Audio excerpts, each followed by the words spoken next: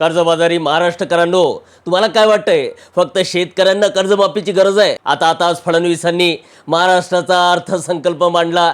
त्यामध्ये अवकाळी पावसाप्रमाणे अनेक प्रकारच्या घोषणा करण्यात आल्या. त्याकडे संपूर्ण महाराष्ट्राचं लक्ष होतं. मात्र त्यापूर्वीच्या अगोदरच्या दिवशी महाराष्ट्राचा आर्थिक पाहणी अहवाल सुद्धा मांडण्यात आला. मात्र त्यावर कुणाचंच लक्ष नाही. या आर्थिक पाहणी अहवालानुसार महाराष्ट्रावर 2025 मध्ये एकूण 9,37,000 कोटी रुपये कर्ज निर्माण झाले, जे पुढील वर्षात 11,26,000 कोटी रुपये होणार आहे. महाराष्ट्रातील काही लोकांना, अंधभक्तांना यात काही विशेष वाटत नसेल तर त्यांच्यासाठी सांगतो की हेच कर्ज 2014 मध्ये महाराष्ट्रावर फक्त आणि फक्त 2,50,000 कोटी होते, जे आज 11.5 लाख कोटीच्या घरात पोहोचणार आहे.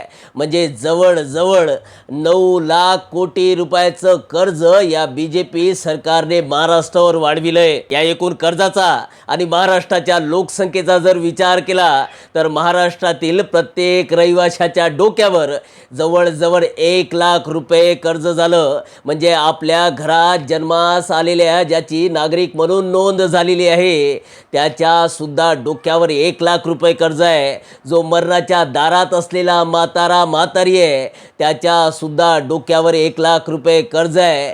ज्यांनी कधी कर्जाला स्पर्श सुद्धा केला नाही त्यांच्या सुद्धा डोक्यावर 1 लाख रुपये कर्ज या फडणवीस सरकारने निर्माण केलंय. म्हणून फक्त महाराष्ट्रातील शेतकरीच कर्जबाजारी नाहीत, तर तुम्हाला, मला सर्वांना या फडणवीसांनी कर्जबाजारी बनविलंय.